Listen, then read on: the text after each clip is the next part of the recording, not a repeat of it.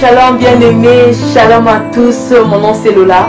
Je viens partager mon témoignage par rapport à ce que j'ai vécu à ma deuxième grossesse. Et mon témoignage c'est qu'en 2015, je suis tombée enceinte de mon deuxième enfant et tout s'est passé parfaitement bien. Mais à 4 mois de grossesse, il y a eu un événement malheureux qui s'est présenté dans ma vie. J'ai perdu mon frère est mort. Et c'est une situation qui m'avait vraiment beaucoup touchée, beaucoup bouleversée. Et ça a provoqué des contractions. Et quand je suis allée à mon rendez-vous mensuel pour voir mon médecin, gloire à Dieu, malgré les contractions, tout était correct, tout était bien, l'enfant s'est porté bien, tout s'est passé vraiment bien. Et un jour, je suis allée, quand j'étais rendue à 30 semaines de grossesse, je suis allée voir mon médecin. À notre grande surprise, à moi et au docteur, le col était dilaté à 2 cm. Et le médecin était quand même paniqué de savoir qu'à peine je suis à 30 semaines de grossesse, le col est déjà dilaté. Et en tant que tout bon médecin, ici en Occident, le médecin va t'expliquer les dangers auxquels tu fais face, ce qui peut arriver. Alors là, le médecin m'a dit, en tout cas, il y a risque que tu accouches maintenant, à 30 semaines de grossesse. Et voilà les conséquences si tu accouches maintenant. L'enfant peut mourir. L'enfant peut naître avec des malformations au niveau cérébral. L'enfant peut naître avec un retard mental. Et l'enfant peut naître avec un petit poids. Il y a beaucoup de risques qui peuvent survenir. L'enfant peut naître sans respirer. Il faudra mettre l'enfant dans la machine. Il faudra faire ceci, il faudra faire cela. Et j'avais vraiment paniqué. Mon mari n'était pas là. Il était en voyage d'affaires. Et j'avais vraiment paniqué. J'avais vraiment paniqué. Et quand je suis sortie du bureau du médecin, mon médecin m'a conseillé d'aller tout de suite à la maternité pour qu'on puisse m'examiner et puis me placer sur une liste d'urgence pour qu'on puisse me voir. Je suis allée à la maternité comme il m'avait conseillé. Arrivée à la maternité, ils ont fait les examens. Je n'avais pas de contractions à ce moment-là, mais le col était confirmé, vraiment dilaté à 2 cm. Et le médecin qui était là avait conseillé qu'on me garde à l'observation. Alors je suis restée. Mais j'étais seule, j'avais une petite fille qui était à la garderie. Je lui ai dit que non, en tout cas à 17 h, je dois partir pour aller prendre ma fille. Mais elle m'a conseillé de rester au moins 24 heures à l'observation. Mais je ne pouvais pas l'accepter parce que j'étais seule avec l'enfant. Et elle m'a dit, ok, tu peux partir, mais reviens demain ou après-demain. Reviens vite. Et conseil que je te dirais en tant que médecin, que à ce stade ici, vu que ton col est déjà dilaté, quand tu ressens des contractions, tu as mal au dos, tu as mal au bas-ventre, tu as des contractions, appelle l'ambulance, reviens tout de suite à l'hôpital, reviens vite à l'hôpital. Je dis ok, c'est correct. Mais je suis partie de là, j'ai appelé mon mari, je lui ai expliqué et le Seigneur nous a orientés vers une prière de déclaration. Alors nous avons commencé à déclarer, à parler à l'enfant dans le ventre. Je commençais à parler à l'enfant que tu ne sortiras pas de mon ventre avant terme. Tu resteras là, que tu vas naître en bonne santé. Tu ne naîtras pas malade. Et je commençais à faire des déclarations, à parler à l'enfant. Et on n'avait pas encore trouvé des prénoms jusque-là. Et la même semaine, le Seigneur m'a inspiré un prénom. Le nom de mon fils, en gros, veut dire louange au Dieu de mon salut. Louange au Dieu qui m'a sauvé. Alors je commençais à déclarer à mon fils que tu vas naître à terme en bonne santé parce que l'Éternel est celui qui te sauve. L'Éternel est celui qui te garde. L'Éternel est celui qui te protège. Alors je commençais à faire ces déclarations. Et je n'avais pas vraiment beaucoup de contractions après cela. Et j'avais un autre rendez-vous dans 1 mois pour voir mon médecin. Donc ça faisait à peu près 34 semaines et demie de grossesse. Je suis allée voir mon médecin et mon col s'est encore dilaté. J'étais rendue à 4 cm. Mon médecin était vraiment surpris de voir cela.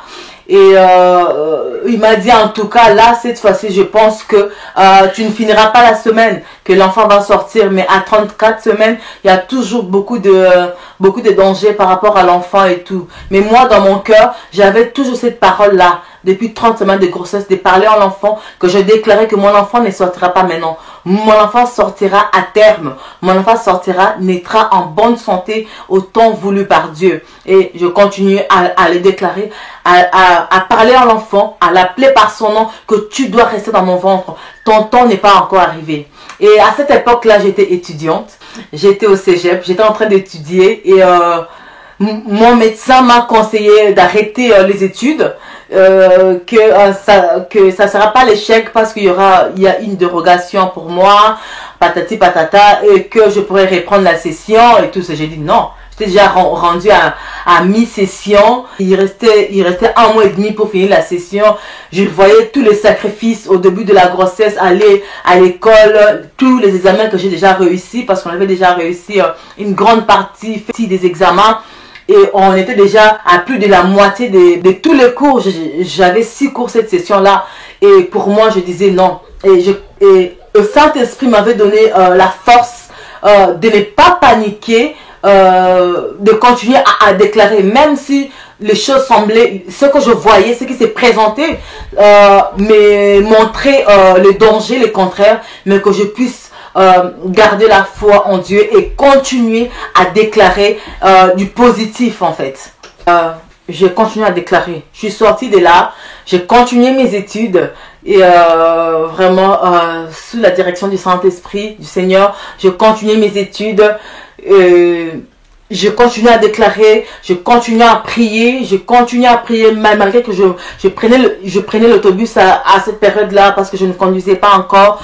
Je me levais le matin, je partais déposer ma fille à la garderie, je prenais l'autobus, je partais au cégep, le soir je faisais la même chose, je prenais l'autobus jusqu'à la garderie, de la garderie jusqu'à la maison et Dieu veillait sur moi, Dieu veillait sur l'enfant qui était dans mon ventre. Et après, j'avais un autre rendez-vous dans 2 semaines avec mon médecin. Quand je suis allée voir mon médecin, à sa grande surprise, qui s'attendait que le col se dilate encore, mais le col s'était arrêté à 4 cm. Il n'y avait plus de dilatation, le col ne s'ouvrait plus. Alors, j'ai béni le Seigneur et je continue à déclarer. Le médecin m'a donné des conseils d'être prudente, d'être vigilante, de veiller sur des points, ce genre de points, les contractions, des douleurs, que d'aller tout de suite à l'hôpital. Je dis ok, mais moi je continue à déclarer que je dis à 36 semaines de grossesse, c'est pas encore le moment pour l'enfant de sortir, c'est pas encore le temps pour l'enfant de sortir, l'enfant va rester là jusqu'à terme. Et quoique une parenthèse, je vais ouvrir, ma fille, j'ai lu il y a 36 semaines de grossesse en parfaite santé. Et voilà, et 2 semaines encore plus tard, j'avais un autre rendez-vous et là, nous étions en plein période d'examen. Une semaine plus tard, j'avais un autre rendez-vous avec mon médecin, j'étais à 37 semaines de grossesse et nous étions en plein période d'examen, de fin de session. Et je suis allée voir mon médecin. Une semaine plus tard, mon col était toujours à 4 cm. Grande était ma joie de constater que Dieu agissait, que Dieu était en train d'agir dans ma vie ainsi que dans la vie de mon fils. Et moi, en sortant de chez le médecin, je continue à déclarer. Je suis allée faire mes examens. Le col dilaté à 4 cm, je monte, je descends les escaliers, les escalators.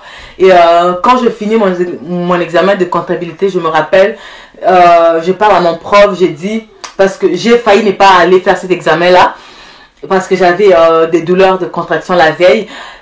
Elle me dit, mais Lola, mais qu'est-ce qui se passe dans ta tête, toi? Tu viens faire les examens, tu n'as même pas peur que l'enfant tombe à tout moment. Et tout ça, j'ai dit, non, l'enfant ne tombera pas, l'enfant va rester là, va naître à la place qu'il faut, au lieu qu'il faut et au moment voulu par Dieu. Alors, le 22 décembre, et cette session-là, comme on dit, les choses s'arrangent bien. Hein, donc, il y avait grève. Et la session s'est terminée plus tard que prévu.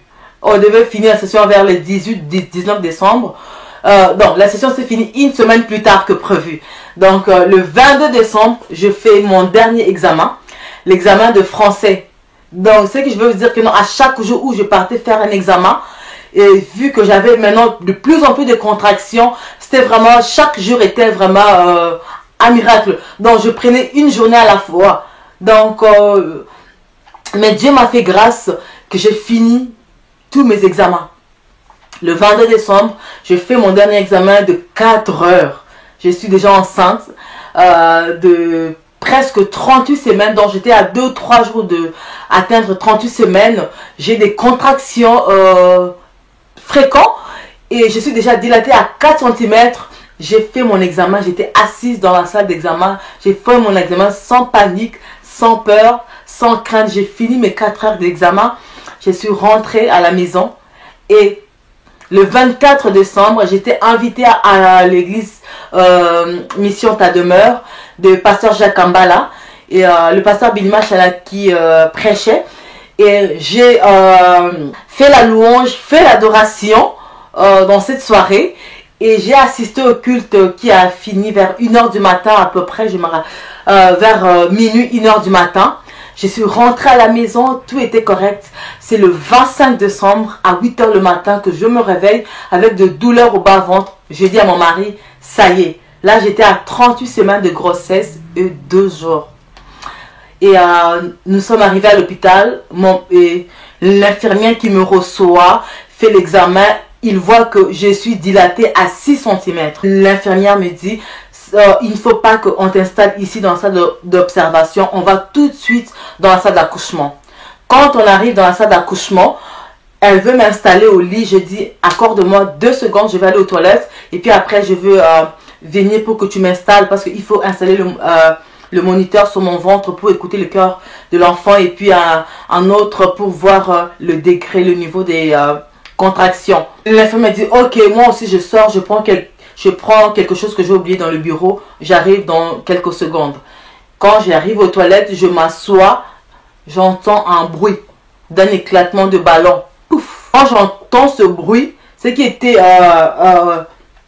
curieux est que au lieu que je sente le liquide couler, je sens quelque chose sortir. Je mets ma tête, c'était la tête de l'enfant. En fait, je mets ma main en bas, c'était la tête de l'enfant. Et en tout cas, la maîtrise que j'avais eue cette journée-là, en ce moment-là, ne peut venir que de Dieu. Ne peut venir que du Seigneur. Humainement parlant, on panique. Et je fais les pas, vu que j'étais déjà debout, je fais les pas, je sors de la toilette, je vois mon mari rentrer. Et vraiment, il n'y a pas d'hasard avec Dieu. Tout s'est fait.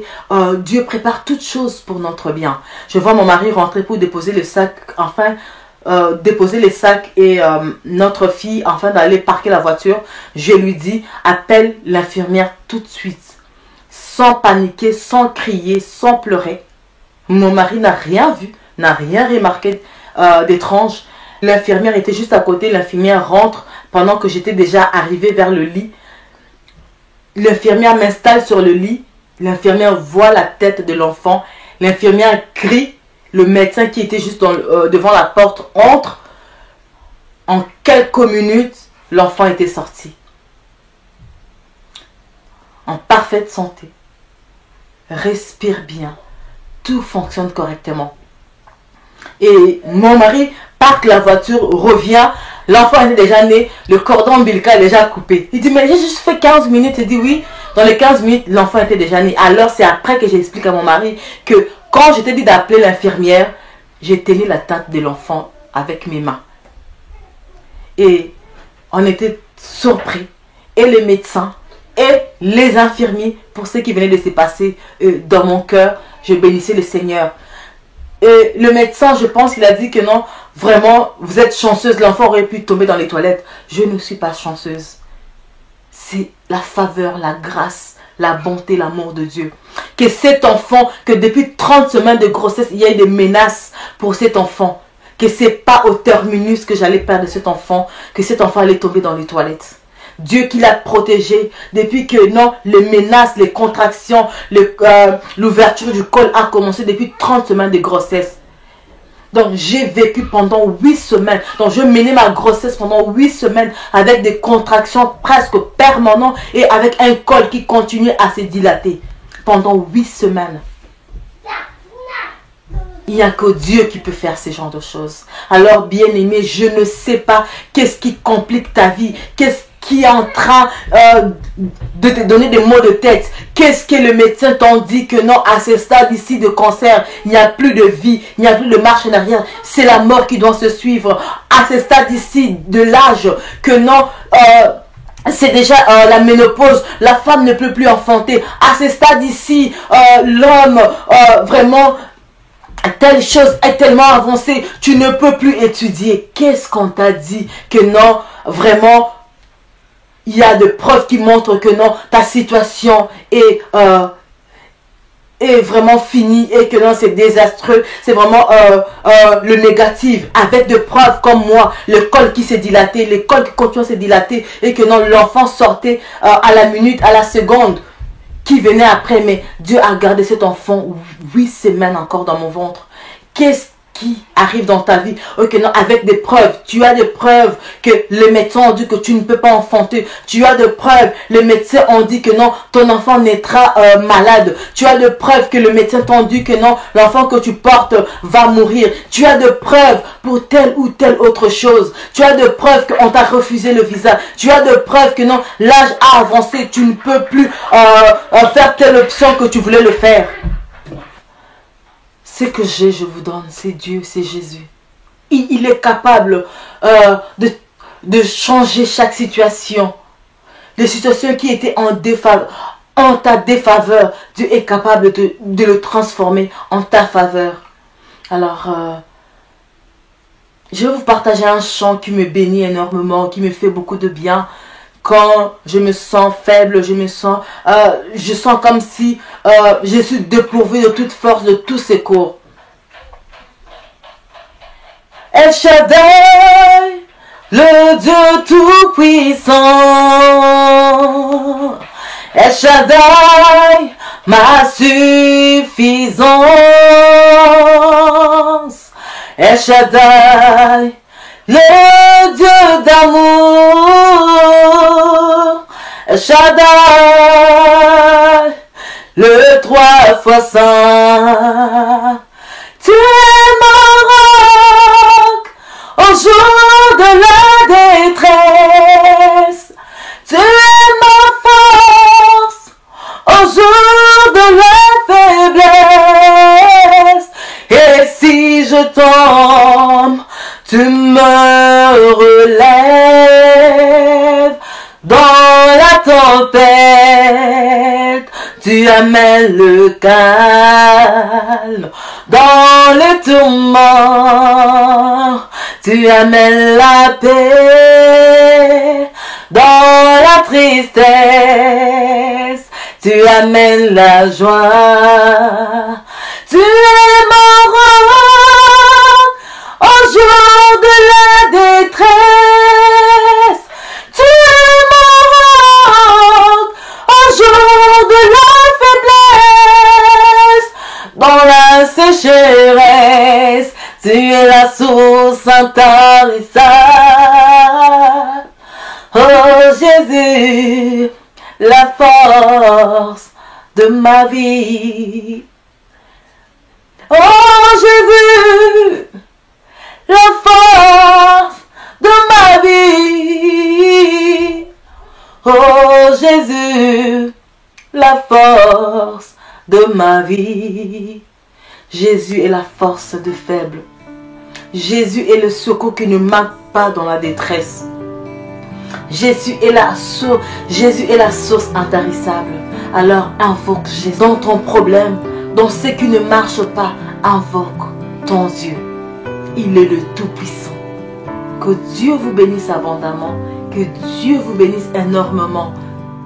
El Shaddai, le Dieu Tout-Puissant.